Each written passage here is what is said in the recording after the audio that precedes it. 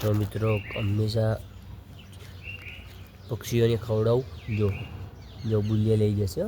જો જો જો જો કેવું બેસતું. જો જો લઈને જતું છે ને.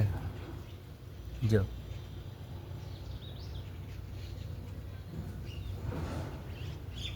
જો કેવું ઝીણું ખાય.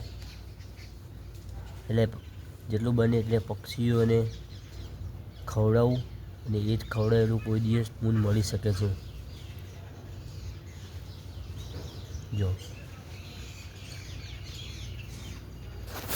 એટલે હંમેશા પક્ષીઓનું પૂન કરવું. પૈસાનું નથી જીવનમાં કંઈ નહીં જોવાનું. પૈસા ગમે ત્યાંથી આવી જશે તમારે.